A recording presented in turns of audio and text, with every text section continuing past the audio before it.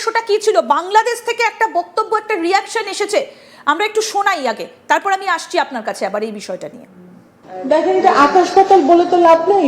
আরেকটা দেশে নির্বাচন হয়েছে, সেই দেশে একটা পরাজিত হয়েছে, সেই পরাজিত একজন নেতা একটা কথা বলেছে, that is not our matter to discuss. এখন যদি ভারত সরকার যদি এখন বাংলাদেশকে হাতির হত্যার ব্যাপারে কিছু বলে, অবশ্যই অলরেডি তো আমরা এটা নিয়ে কাজ চলছে, কাজ এগিয়েছে, আমাদের এগিয়েছে, এবং আমরা এটা নিয়ে খুবই সিরিয়াসলি হোম মিনিস্ট্রি, স্বরাষ্ট্র মন্ত্রণালয় এবং পররাষ্ট্র মন্ত্রণালয় এটা নিয়ে কাজ করছে। হাতি হত্যার বিচার আমরা চাই, এবং এই যাদেরকে যারা ধরা পড়েছে ভারতে তাদেরকে ফেরত এনে এখানে বিচার বাস্তবায়ন করতে হবে, দ্রুত করতে হবে। সেই বিষয়ে কিন্তু আমরা সচেষ্ট আছি। এখন আরেকজন একটা ইলেকশন হয়েছে আরেকটা দেশে, পাশের দেশে, সেখানে যিনি হেরে গেছেন তিনি বলছেন ওনাদের সরকারকে উদ্দেশ্য করে, সেটা নিয়ে এখানে আমার বাংলাদেশে আমার কমেন্ট করা উচিত হবে বলে আমি মনে করি না।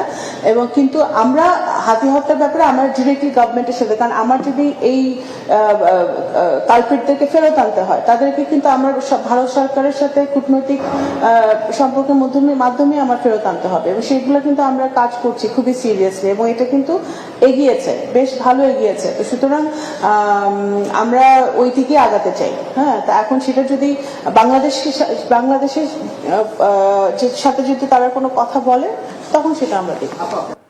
এবং খুব স্পষ্ট করে বললেন স্যার, আপনি শুনলেন যে তিনি বলছেন যে এই বিষয়টা নিয়ে তারা কাজ করছেন।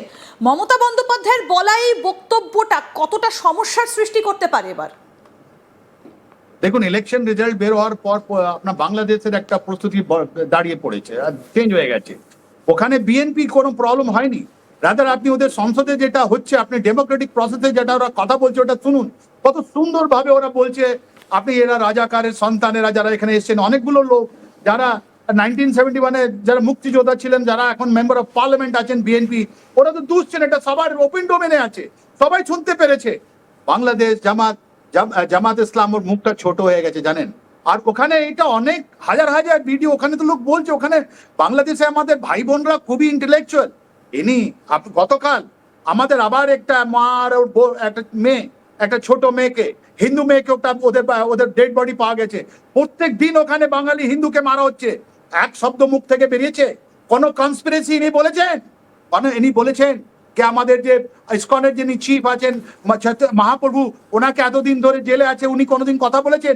ইনি একটা ক্রিপ্টোকারেন্সি ডিপ স্টেট, ইনি যেটা আছে বায়াস লোক, ইনি যেটা বলেছেন নিজের ওথ যেটা নিয়েছিলেন as a chief minister to protect the secret of the state. আর ওর মধ্যে জানেন কেন হয়তো বলেছেন? কেন যে ওই 17 জনের যদি আপনি চার্জশিট দেখেন জানুয়ারি 2026-এ, ওইটার মধ্যে সব আওয়ামী লীগের লোক ছিল। 17 জনের মধ্যে 2 জন যেটা পালিয়ে এখানে এসছে, রাইট?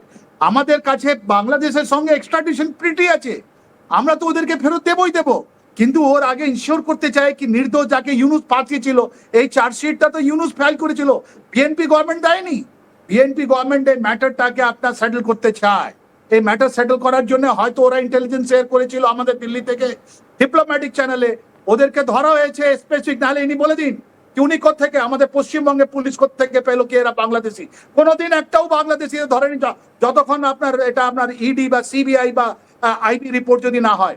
ইনি এটা পশ্চিমবঙ্গের মাটিকে উনি করে দিয়েছিলেন এটা সন্ত্রাসবাদের ঘাঁটি। কিন্তু এই যে উনি বলে দিলেন, মানে এই যে পথটা উনি বলে দিলেন মমতা বন্দ্যোপাধ্যায়, এই যে প্রথমে মেঘালয়ের কথা বললেন, তারপর তিনি বেঙ্গল পুলিশের কথা উল্লেখ করেছেন এই বক্তব্যটার মধ্যে, যে তাকে বলা হয়েছিল বেঙ্গল পুলিশের কথা। এটাতে তার বিরুদ্ধে অভিযোগ কতটা গুরুতর হতে পারে? কারণ একটা তদন্ত যখন চলে তখন কোনো কিছু পাবলিকলি এভাবে ডিসক্লোজ করা যায় না, আমরা যতটুকুনি জানি। কিন্তু তিনি রুটটা, মেঘালয় জায়গাটার নাম বলে দিলেন। এর মধ্যে কোনো নেই। যখন পুলিশ ধরেছে ওয়েস্ট বেঙ্গল পুলিশ, নিশ্চয়ই ওরা প্রিলিমিনারি ইন্ট্রোগেশন ওর মধ্যে সাপোর্টেড ছিল। হয়তো এটা আইবির খবর আছে, বা এটা RNW খবর আছে, বা এটা ডিপ্লোম্যাটিক চ্যানেলে আইডেন্টিফাই করেছে এখানে ওই দুটো ছেলেগুলো এখানে আছে, তুমি অ্যারেস্ট করো। ওরা যখন অ্যারেস্ট হয়েছে নিশ্চয়ই একটা প্রিলিমিনারি ইন্ট্রোগেশন, ওদের আইডেন্টিফিকেশন গুলো সঠিকভাবে জানা গেছে। ওরা জিজ্ঞেস করা হয়েছে কি তোমরাই হয়ে আছো যাকে বাংলাদেশ পুলিশ খুঁজছে? ওরা নিশ্চয়ই বলেছে হ্যাঁ। এর মধ্যে কি করে ঢুকলে? তো ওরা নিশ্চয়ই বলেছে একটা আমি কি নাম মেঘালয় বা মিজোরাম থেকে আমরা ঢুকেছি। এর মধ্যে কোনো সন্দেহ নেই, কোনো প্রবলেম নেই। কিন্তু ইনি যে নেক্সট স্টেটমেন্ট বলছেন যে আমাদের মাননীয় হোম মিনিস্টার নিয়ে, এইটা ইম্পর্টেন্ট। ইনি যে অ্যাকিউজ করছেন কারা মারলো কি করলো, এটার মধ্যে উনি ইঙ্গিত করছেন আমাদের একটা স্টেট পলিসি এরকম নেই যার মধ্যে অন্য রাজ্যে ঢুকে অন্য দেশে ঢুকে একটা ইন্ডিপেন্ডেন্ট দেশে ঢুকে আমরা তাহলে কি উনি পশ্চিমবঙ্গটাকে আবারও সেই তাহলে আমরা আমরা যে আলোচনাটা করেছিলাম কয়েকদিন আগে, মানে তাহলে কি তিনি পশ্চিমবঙ্গটাকে ভারতবর্ষ থেকে আলাদা হিসেবে আবার ভাবাতে বাধ্য করছেন? সেটাই কি তার বক্তব্য?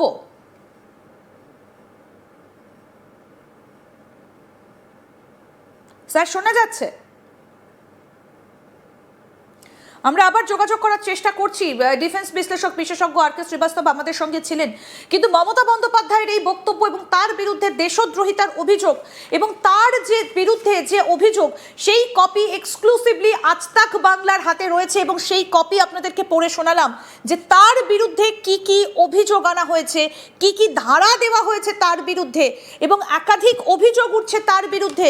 যে সমস্ত ধারাগুলো দেওয়া হয়েছে আপনাদেরকে যেগুলো শোনালাম, সেগুলো পড়ে যে সমস্ত ধারাগুলো দেওয়া হয়েছে, আসুন আপনাদেরকে আরেকবার পড়ে শোনাই যে কি কি অভিযোগ এবং কি কি ধারা দেওয়া হয়েছে। 152 নম্বর ধারা দেওয়া হয়েছে ভারতীয় ন্যায় সংহিতার, দেওয়ানি কার্যবিধি 153 অশান্তি সৃষ্টির উদ্দেশ্যে উস্কানি, জাতীয় ধর্মের মধ্যে বিদ্বেষ ছড়ানো, 153 এ ধর্ম, জাতি, ভাষা বা জন্মস্থানের ভিত্তিতে বিভিন্ন গোষ্ঠীর মধ্যে শত্রুতা, হিংসা বা ঘৃণা ছড়ানো, 191 ও 92 অশান্তি লাগানোর চেষ্টা, 196 ধর্ম, বর্ণ, ভাষা বা অঞ্চলের ভিত্তিতে বিভিন্ন গোষ্ঠীর মধ্যে শত্রুতা বা বিদ্বেষ ছড়ানো এবং জনসম্প্রীতি বিনষ্ট করার চেষ্টা, 351 কোনো ব্যক্তিকে ভয় দেখানোর উদ্দেশ্যে বা তার ইচ্ছের বিরুদ্ধে কোনো কাজ করতে বাধ্য করা, 352 ইচ্ছাকৃতভাবে শান্তি ভঙ্গ করার উদ্দেশ্য। অর্থাৎ এই ধারাগুলো কিন্তু দেওয়া হয়েছে এবং এখানে খুব স্পষ্ট করে যে জায়গাগুলো বলা হয়েছে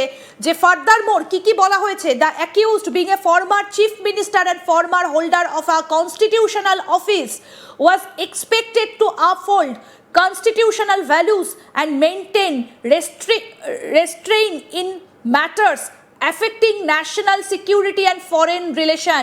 এবং এখানে স্পষ্ট করে বলা হয়েছে তিনি একজন প্রাক্তন মুখ্যমন্ত্রী যিনি প্রশাসনিক প্রধান ছিলেন এবং তার এই যে ভ্যালুস অর্থাৎ সাংবিধানিক যে মূল্যবোধ সেগুলো মেনটেন করা তার মধ্যে পড়ে, এবং foreign relation, national security and foreign relation অর্থাৎ দেশের নিরাপত্তা এবং আন্তর্জাতিক যে সম্পর্ক সেগুলো রক্ষা করা তার কাজের মধ্যে পড়ে।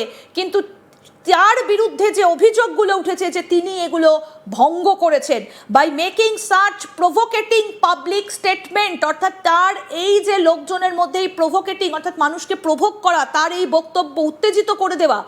The accused has allied